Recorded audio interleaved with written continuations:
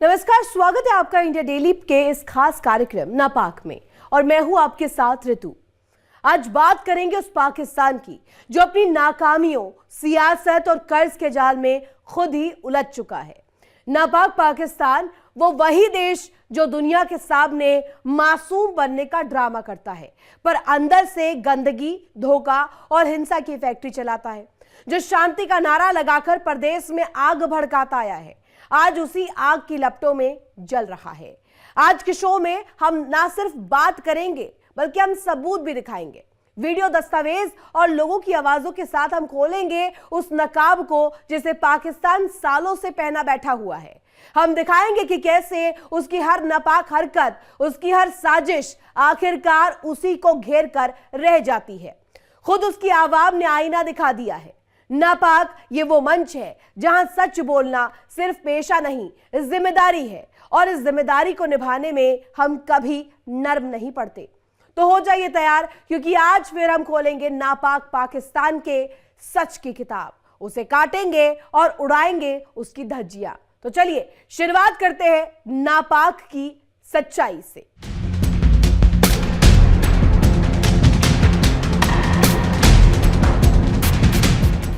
कर्ज में डूबा, बदहाली में बर्बाद आतंक की आका पाकिस्तान पर एक और आफत आ गई है। उसकी राष्ट्रीय एयरलाइंस पीआईए का हाल भी अब वही हो गया है जैसे उसके देश का हाल है। जैसे पाकिस्तान की अर्थव्यवस्था वैसे ही उसकी एयरलाइन की उड़ान। कभी आसमान में उड़ने का सपना देखने वाली पाकिस्तान इंटरनेशनल एयरलाइंस आज जमीन पर मुश्किल से खड़ी है। कर्ज का बोझ, कुप्रबंधन का पहाड़ और बदहाली का ऐसा आलम है कि उड़ान अब लगातार नीचे गोते लगा रखा है। जो देश पूरी दुनिया में आतंक का पर्याय बन चुका है, उस देश की एयरलाइन भी अब उसकी इज्जत की तरह जमीन पर गिराई है। देखिए इंडिया डेली की यह खास रिपोर्ट।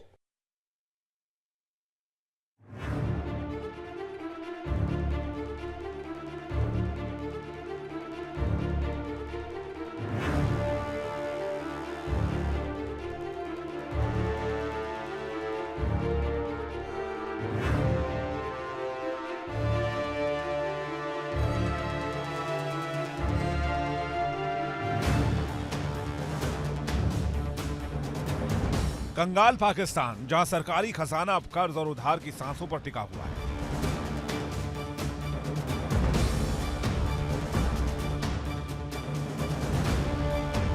आईएमएफ की एक शर्त अब पाकिस्तान की गले की फांस बन चुकी है।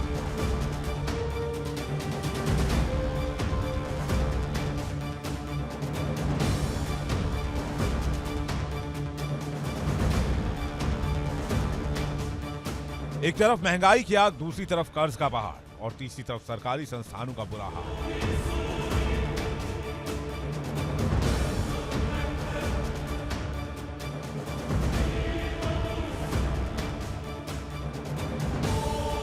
सबसे बड़ा सबूत पाकिस्तान इंटरनेशनल एयरलाइंस, जिसे कभी पाकिस्तान की पहचान कहा जाता था, आज यही एयरलाइन सरकार की आर्थिक तबाही का आईना बन चुकी है।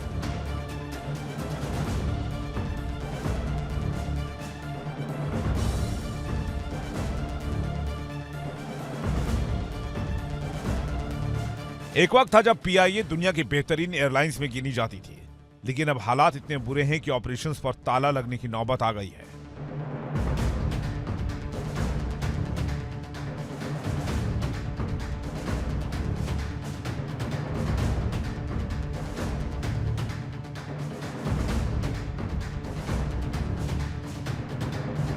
ईंधन के बिल, मेंटेनेंस का खर्च और बकाया भुगतान, कुछ भी भरने की क्षमता पीआईए में नहीं बची।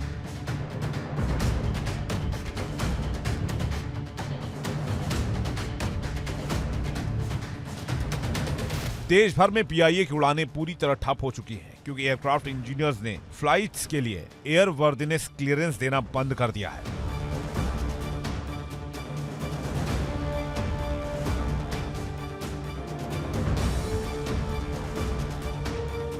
इंजीनियर्स का कहना है कि उन्हें पिछले 8 सालों से कोई वेतन वृद्धि नहीं मिली है।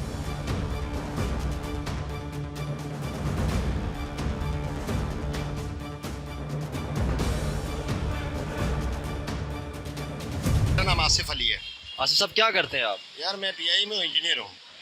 अभी मुझे बताएं पीआईए की क्या सूरत हाल जा रही है हमारी। ये पीआई की हालात बहुत ख़राब हैं अच्छा।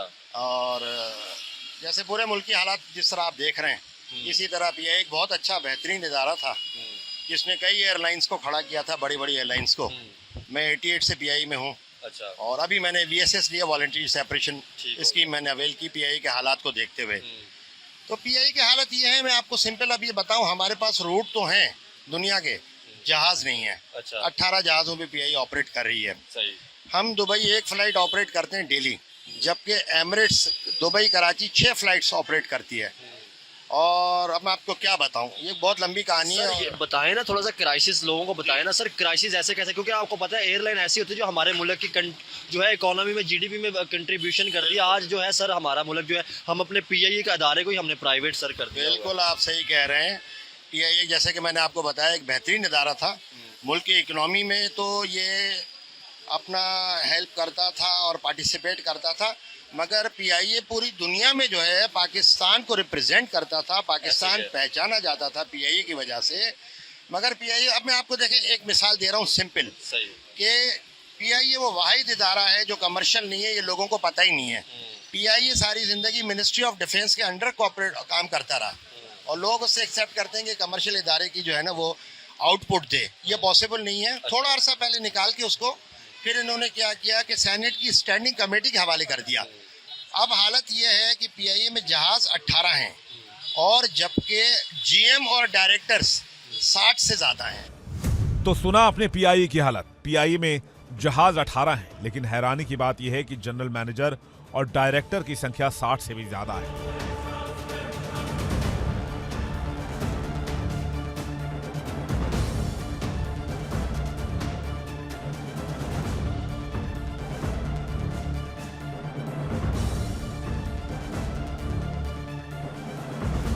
जहाजों की कमी के कारण फ्लाइट ऑपरेशंस लगातार सिमट रहे हैं, कई रूट बंद किए जा चुके हैं, लेकिन दूसरी तरफ टॉप लेवल मैनेजमेंट की फौज बढ़ती जा रही है।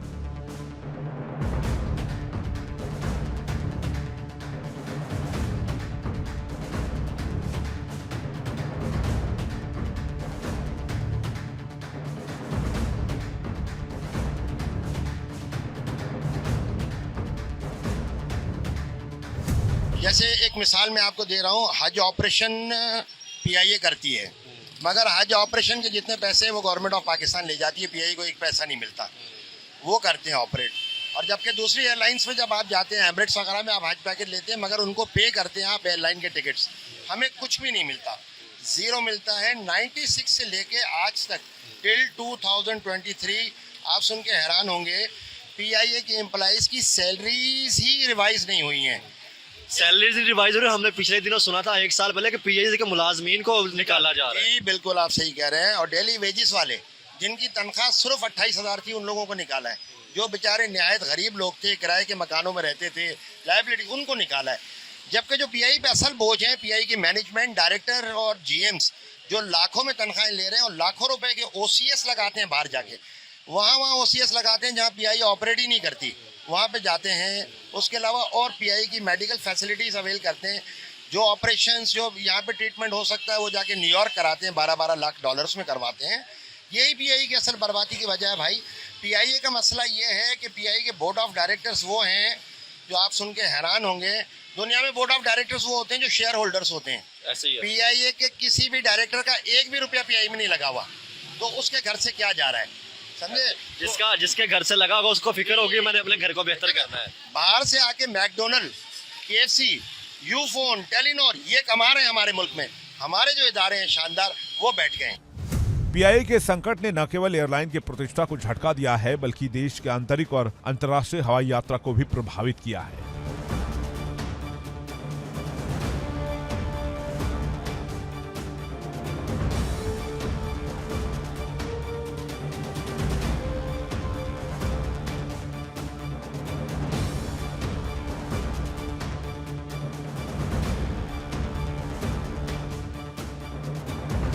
सर मुझे एक बात बताएं, जैसे आपने बात की कि पीआईए के जो हालात हमारे इस टाइम जा रहे हैं, अगर हम सर देखें जो ये अवेयरनेस वाली चीज़ें, ये चीज़ें क्यों नहीं आवाम को बताई जाती? जैसे हमारे स्टील मिल की बात की जाए, हमारे ग्वादर पोर्ट की बात की जाए, सर ठीक है प्राइवेट किए जा रही है, कभी कोई उनको यूए खरीद रहा है, तुर्की खरीद रहा है, ओमान खरीद रहा है, तो सर ये चीज़ें अवेयरनेस क्यों नहीं आवाम को बताई जाती? आवाम को सिर्फ लगा दिया आपने इंडिया से जंग लड़नी, अमेरिका ने आपका ये हाल कर दिया, आप इन चीज़ों पर सर फोकस किया हुआ है हमने। बिल्कुल, आपने बिल्कुल सही तजिया किया है, बहुत अच्छा आपने सवाल पूछा है।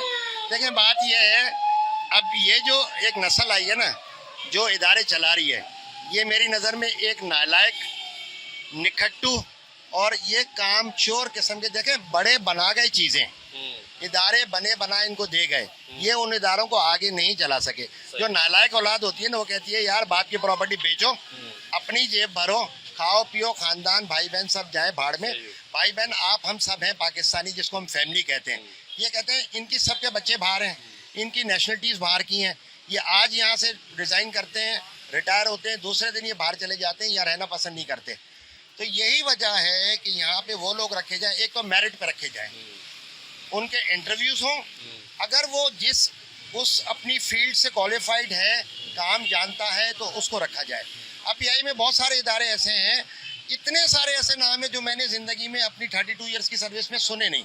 मैं एक प्रोफेशनल इंजीनियर हूँ और एविएशन पढ़ा हुआ हूँ, मैं एवियोनिक्स पढ़ा हुआ हूँ मैं, मगर वो इदारे मैंने नहीं सुने, वो डिपार्टमेंट्स जो इन्होंने अपनों को फैसिलिटेट करने के लिए खोल दिए पीआई में, MIS, दिस इन दैट, वो एयर सेफ्टी वर्दीनेस फलाना। फिर इसका मतलब ये है कि हमारा फोकस सिर्फ पैसे की तरफ है, नेशन को फर्स्ट नहीं हमने रखा। अपनों को फैसिलिटेट करने के लिए है, पीआई से मुखलिस कोई नहीं है, खाने के लिए सब बैठे हैं। अच्छा, जिसकी वजह यह है कि आज जो हम पीआई के क्राइसिस देख रहे हैं, स्टील मिल बंद हो चुकी है, हम सब भूल जाते हैं सर, ऐसे ही है। नई जनरेशन ने स्टील मिल का प्राइम टाइम नहीं देखा जो हमने देखा है, और कमाल थी स्टील मिल, एक मतलब स्टेट ऑफ द आर्ट था, ये दुनिया में ऐसी स्टील मिल नहीं है। पाकिस्तान में कंगाली के हालात रेलवे तक भी पहुंच चुके हैं।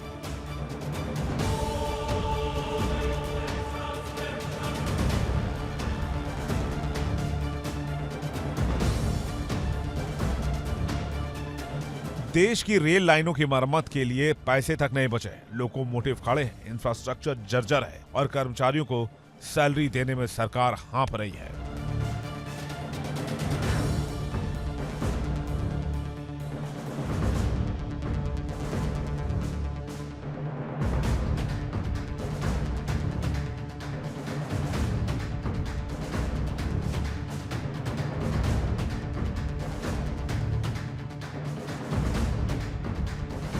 छोटी छोटी प्राइवेट स्टील मिल्स चल रही हैं, मगर हमारी इतनी बड़ी स्टील मिल बंद हो गई। सर आपको पता है पोर्ट एक दुनिया का तजारत का एक जरिया होता है, और हमने पोर्ट को प्राइवेट करने में। अच्छा, मैं आपको मजे की बात बताऊं, अब आप पोर्ट की बात कर रहे हैं ना, मुझे चूंकि मेरा उससे मर्चेंट नेवी से नहीं है, मगर मेरे दोस्त वगैरह उसमें, अब आप सुन के हैरान होंगे, हमारे पास शिपिंग में 3 या 11 जहाज रह गए, दोनों में से एक फिगर है 3 या 11। दुनिया में हमारे ये जो है पोर्ट कासिम, ग्वादर तो अभी बना है, ये जेटीज रुकती नहीं थी, 24 आवर्स यहाँ पे डाउनलोडिंग और लोडिंग हो रही होती थी, इतनी एक्सपोर्ट थी, इतना काम था। मगर इन्होंने क्या किया, यहाँ के लोगों ने ये क्या करते हैं, इन्होंने अपनी अपनी कंपनियां बना ली हैं, पीआईए में भी और इदारों में भी। ये जब देखते हैं पीआईए के पास या स्टील मिल के पास या पोर्ट कासिम के पास कोई बिजनेस आ रहा है, तो ये बोलते हैं कि आप इनसे $4 लाख में क्यों करा रहे हैं, यही हम आपको $50,000 में करके देते हैं, सिर्फ अपने इंडिविजुअल फायदे के लिए, पूरा कौमी नुकसान। ये कौमी मुजरिम है बेसिकली, ये कौमी मुजरिम है। मुझे ये बताएं, आपके इंटरनेशनल भी टूर हुए होंगे क्योंकि पीआईए में, ये बताएं नेबर कंट्री की बात की जाए इंडिया, उन्होंने फिर कैसे तरक्की की, आज उनकी नंबर 1 एयरलाइन है सर, शिपिंग के अंदर वो दुनिया में बेहतरीन जा रहे हैं, जैसे श्रीलंका के साथ उनके कॉन्ट्रैक्ट चल रहे हैं, शिपिंग दुनिया के बड़े बड़े जहाज बना रहे हैं। बिल्कुल आप सही कह रहे हैं। देखें 2 बातें इसमें, इसके पहलू तो मैं कई डिस्कस कर सकता हूँ, मगर 2 बेसिक मैं आपको बातें करता हूँ। एक तो नंबर 1 वो एक कौम है, अच्छा, दे आर वन नेशन। आप हम एक कौम नहीं है, हम डिवाइडेड हैं, हमें लैंग्वेजेस में डिवाइड किया गया, हमें फिरकों में किया गया, हमें कौमियतों में डिवाइड किया गया। उससे पहले हमें क्या रखा था, हमें बरादरियों में रखा था। हमारे यहाँ क्या होता था, मतलब 20 साल पहले भी ये कल्चर था कि बरादरियों से बाहर शादियाँ नहीं होती थी, हम एक नेशन नहीं बन सके। वो मेरा कहने का मकसद ये कि नेशन हम नहीं बन सके। इंडिया में एक निज़ाम तालीम है, हमारे पास 10 निज़ाम तालीम है, पंजाब बोर्ड, सिंध बोर्ड, वफाकी Urdu medium board, A level, O level, Madrasa level. आप पूरे पाकिस्तान से बच्चे मंगवाएं, 500 बच्चे मंगवाए, उन बच्चों का आपस में ही दिमाग नहीं मिलता, रिलेट ही नहीं कर पाते। एक इंग्लिश बोल रहा है, एक उर्दू पढ़ रहा है, एक हदीस पढ़ रहा है, एक शेर सुना रहा है गालिब के, एक क्या बात कर रहा है, एक बेचारा पंजाबी में बोल रहा है, एक सिंधी बोल रहा है। तो जब हमारे आपस में जहन ही नहीं मिलते तो हम एक कौम कैसे बनेंगे? वो एक कौम है, उनका विजन क्लियर है कि हमारा मुल्क है, ये तरक्की करेगा तो हम तरक्की करेंगे। वो इंडिविजुअल तरक्की में बिलीव नहीं करते हैं। पाकिस्तान की अर्थव्यवस्था सालों से कर्ज के भरोसे चल रही थी, लेकिन अब जब IMF ने सख्त शर्तें लागू की तो पाकिस्तान की कमजोर नींव हिलकर गिर पड़ी।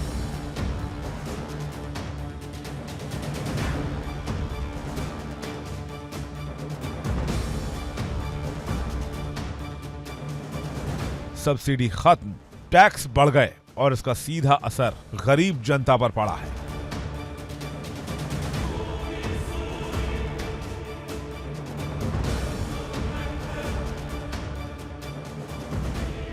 हमारे यहाँ ट्रेंड ये बन चुका है कि रिश्वत खाने वाले की ज्यादा इज्जत है, एक उस्ताद की इज्जत कम है। रिश्वत खाने वाला एक करप्ट तरीन, एक MPA, MNA, एक पुलिस ऑफिसर, एक सरकारी ऑफिसर बड़ी गाड़ी में आया होगा तो लोग उसके इर्द गिर्द बैठना पसंद करेंगे, जबकि एक प्रोफेसर बैठा होगा तो उसके साथ बैठना पसंद नहीं करेंगे। मैंने इंडिया की बात इसलिए की क्योंकि आपको पता है जो भी इंडिया की बात करता है उसे गद्दार कह दी जाता है।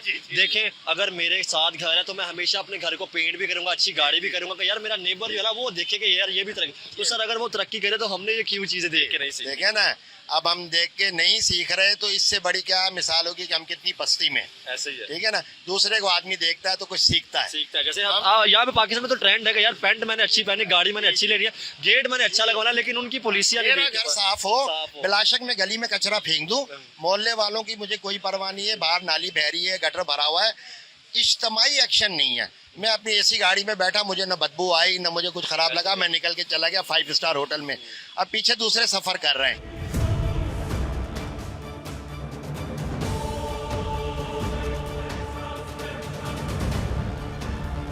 IMF से अगली किश्त मिलेगी या नहीं मिलेगी ये भी बड़ा सवाल है, लेकिन इतना तय है कि पाकिस्तान की बदहाली अब दुनिया से छिपी नहीं है।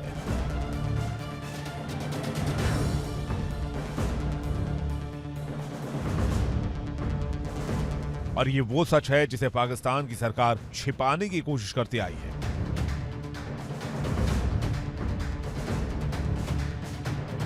लेकिन PIA जैसी अंतर्राष्ट्रीय एलायंस के डूबने से पूरा सच दुनिया के सामने आ चुका है।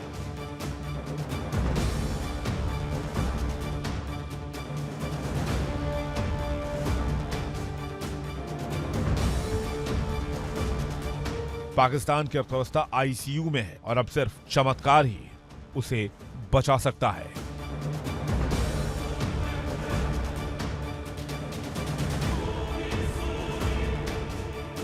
Bureau report, India daily.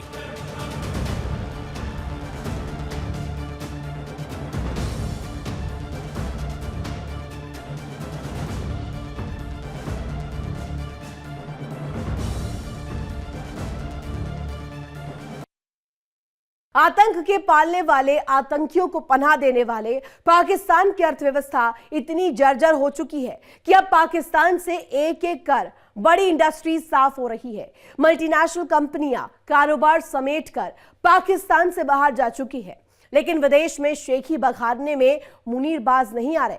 कभी लॉलीवुड के नाम से जाने जाने वाली पाकिस्तान की फिल्म इंडस्ट्री आज बदहाली के कगार पर है।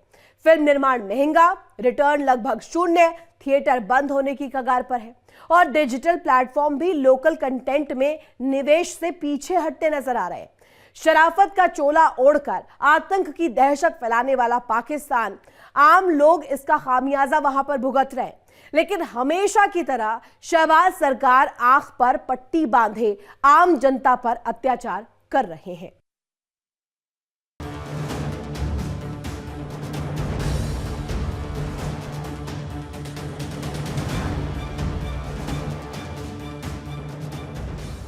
पाकिस्तान की फिल्म इंडस्ट्री एक वक्त में जिसे लॉलीवुड के नाम से जाना जाता था, आज बदहाली का शिकार है। पाकिस्तान में फिल्में बनाना महंगा हो गया है, रिटर्न जीरो, थिएटर्स चल नहीं रहे हैं और डिजिटल प्लेटफॉर्म भी लोकल कंटेंट पर कम इन्वेस्ट कर रही है। पाकिस्तान की फिल्म इंडस्ट्री इन दिनों मुश्किल दौर से गुजर रही है।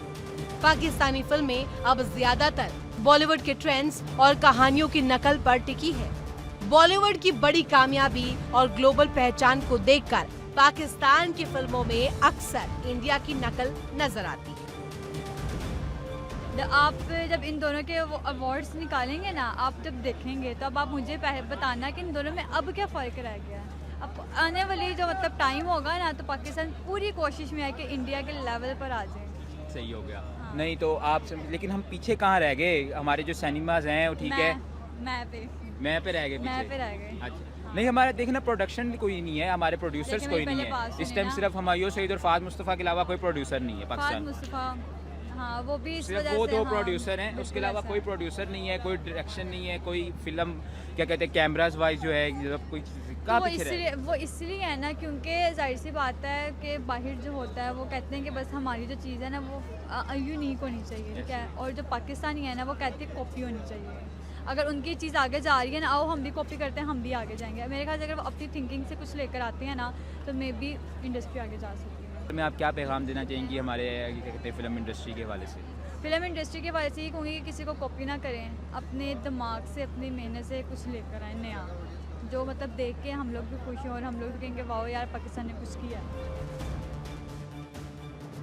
महंगाई, कम बजट और सिनेमा घरों की सीमित संख्या, ये तीन बड़ी वजहें हैं जिन्होंने फिल्म इंडस्ट्री को घुटनों पर ला दिया है। कई प्रोडक्शन हाउस बंद हो चुके हैं और नई फिल्मों की संख्या साल दर साल घटती जा रही है। ट्रेनिंग, फंडिंग और प्लेटफॉर्म की कमी ने युवाओं का रुझान फिल्मों से दूर कर दिया है। भिखारी मुल्क की बाकी इंडस्ट्रीज की तरह फिल्म इंडस्ट्री भी संकट में है और ताले लटक चुके हैं। देश की बिगड़ती आर्थिक स्थिति के कारण निवेशकों का भरोसा खत्म हो गया है। पाकिस्तान में फिल्मों के लिए बजट कम हो गया है और सस्पेंस भी बढ़ गया है। एक्टर, टेक्नीशियन बेहतर अवसरों के लिए पाकिस्तान छोड़कर विदेश में जा रहे हैं। पाकिस्तान की अर्थव्यवस्था पहले से ही भारी दबाव में थी, लेकिन अब हालात और खराब होते दिखाई दे रहे हैं। एक तरफ कई इंडस्ट्रीज बंद हो रही हैं, वहीं दूसरी तरफ पाकिस्तान की फिल्म इंडस्ट्री यानी लॉलीवुड पर भी ताला लटक चुका है।